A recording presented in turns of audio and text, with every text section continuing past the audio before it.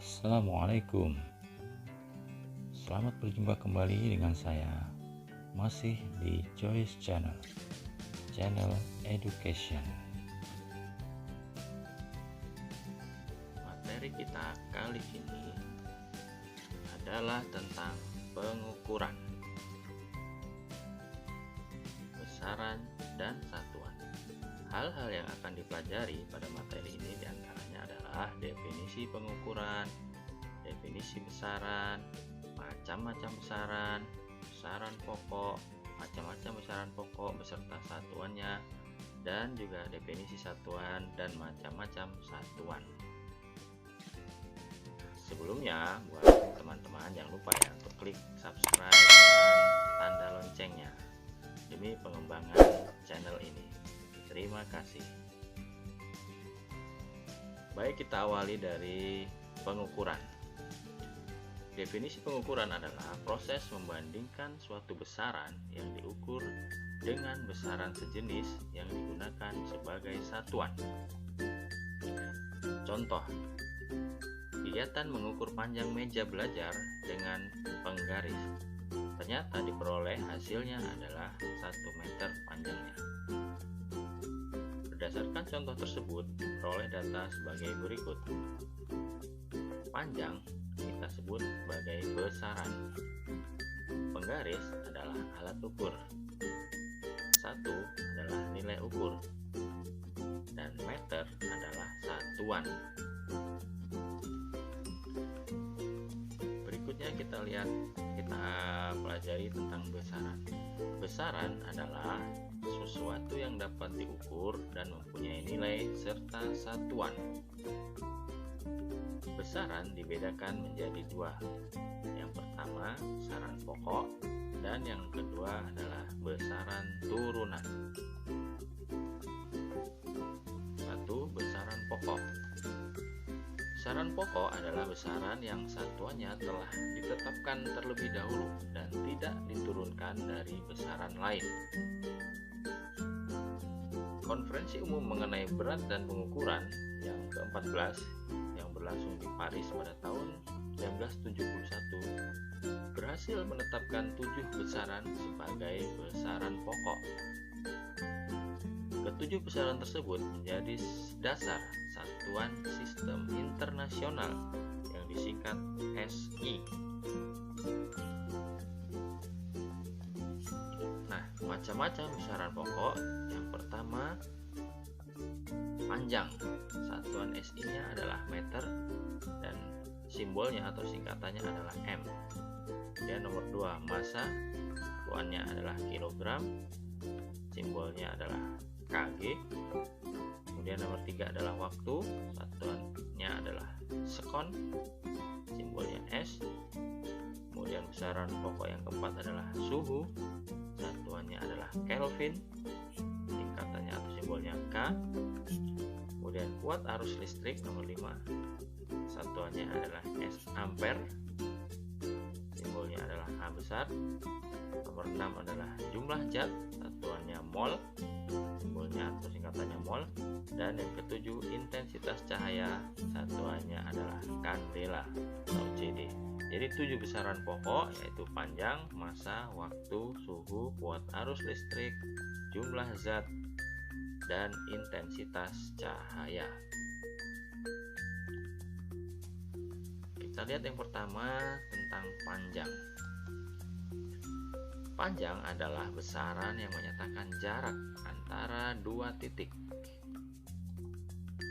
Satuan SI untuk panjang adalah meter atau M kecil.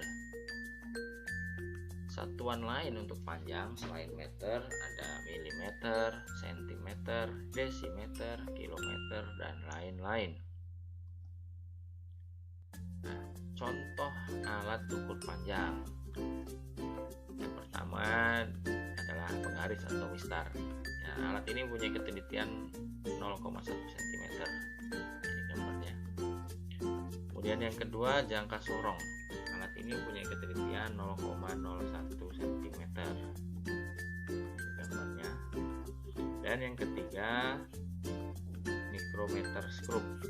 Nah, alat ini mempunyai ketelitian 0,001 cm. Nah, tentu saja masih ada alat ukur yang lain ya. Ini hanya beberapa contoh saja.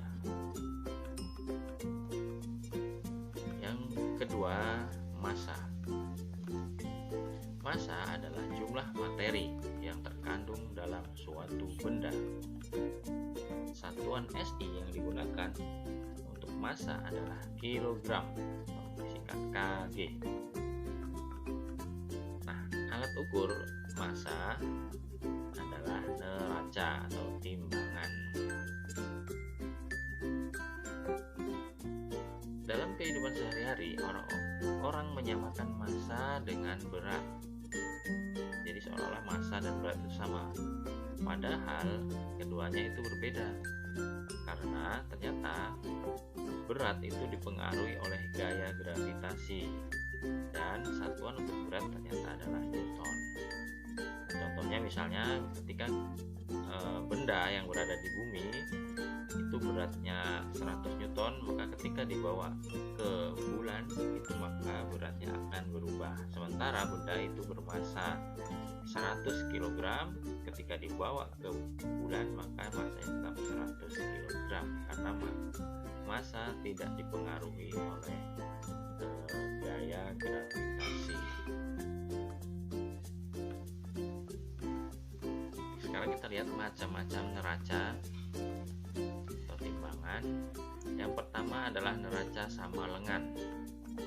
Nah, ini gambarnya seperti ini, neraca sama lengan. Kemudian yang kedua neraca Ohaus. Nah, ini gambar neraca Ohaus. Kemudian yang ketiga timbangan duduk. Teman-teman sudah sering lihat. Nah, ini yang sering digunakan oleh pedagang di pasar maupun di warung-warung. Kemudian neraca elektronik. Nah, ini juga sekarang banyak dijumpai di pedagang yang sudah mulai menggunakan neraca elektronik. Dan ada juga timbangan badan. Nah, ini tentu saja teman-teman sudah sangat familiar dengan alat ini ya. Tentu saja masih ada jenis-jenis timbangan atau neraca yang lain, ini hanya berupa beberapa contoh saja. Yang ketiga, waktu. Waktu adalah selang antara dua kejadian atau peristiwa. Satuan SI untuk waktu adalah sekon atau bahasa Indonesianya detik. Nah, alat ukur waktu diantaranya adalah jam, arloji, stopwatch, dan lain-lain. Ini contoh gambarnya, ada jam pendulu, kemudian ini ada jam tangan atau arloji, dan ini adalah stopwatch yang sering digunakan untuk berolahraga ya, dalam bisnya perlombaan. Tentu saja masih banyak jenis-jenis jam yang lain atau alat ukur waktu yang lain. Ini hanya sekali lagi ini hanya beberapa contoh saja. Kalau yang pertama tadi kita sudah bahas tentang besaran pokok, maka yang kedua sekarang kita bahas tentang besaran turunan. Apa sih besaran turunan itu? Besaran turunan adalah besaran yang diturunkan dari besaran pokok. Besaran yang memiliki dua atau lebih satuan dari besaran pokok. Nah, misalnya kita ambil contoh, salah satu besaran turunan itu adalah luas.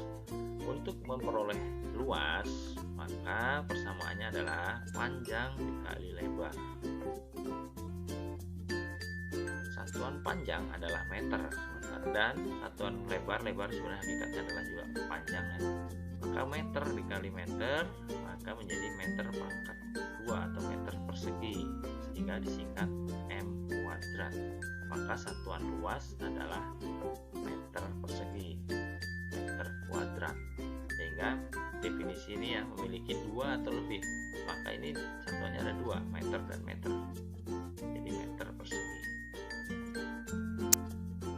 Contoh besaran turunan lain, misalnya kecepatan, seperti alat ini yang gambar ini adalah speedometer pada kendaraan, pada mobil yang menunjukkan kecepatan. Di sini ada tulisan km per h, ini adalah kilometer per hour atau kilometer per jam. Itu adalah satuan untuk kecepatannya. Kemudian percepatan, contoh yang lain, volume, energi, gaya, Tentu saja masih ada besaran turunan yang lain, ini adalah contoh saja. Berikutnya tentang besaran vektor dan skalar. Besaran vektor adalah besaran yang mempunyai nilai dan arah. Contohnya gaya. Gaya itu mempunyai nilai, misalnya gayanya 100 Newton, arahnya kemana? Ke kanan. Kecepatan juga demikian, 10 meter per jam atau 10 meter per sekon ke depan. Perpindahan juga demikian, ada satuannya dan juga ada arahnya. Kemudian besaran skalar adalah besaran yang mempunyai nilai tetapi tidak mempunyai arah. Contohnya apa? Waktu itu ada nilainya tapi arahnya tidak ada. Volume juga demikian, massa, jarak, dan lain-lain sebagainya. Nah, berikutnya tentang satuan. Ada baku dan tidak baku.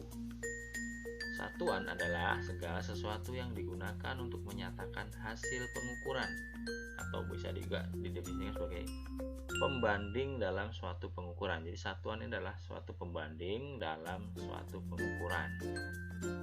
Satuan tidak baku atau satuan yang mempunyai nilai berbeda-beda dan tidak diakui secara internasional, maka dia disebut tidak baku atau tidak tetap.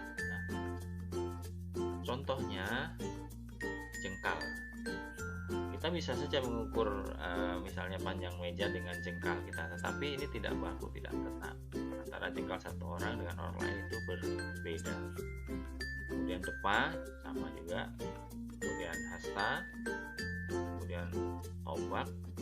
Zaman dahulu orang mengukur luas tanah biasanya dengan tombak, misalnya panjangnya 40 tombak.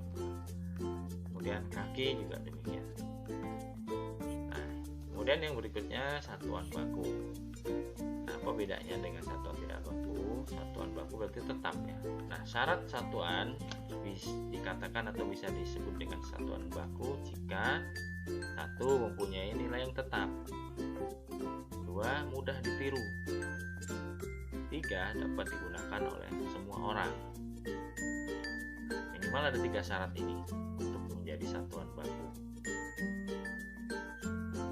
Contoh satuan baku apa saja? Ya, misalnya meter, kilogram, sekon, dan lain-lain. Nah, ini gambar di samping ini menunjukkan ini adalah tangga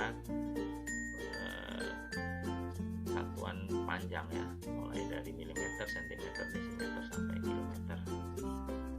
Dan yang gambar ini adalah tangga untuk kesatuan massa, mulai dari miligram sampai kilogram. Demikianlah pemaparan materi untuk materi pengukuran besaran dan satuan. Mudah-mudahan bermanfaat. Terima kasih atas perhatiannya.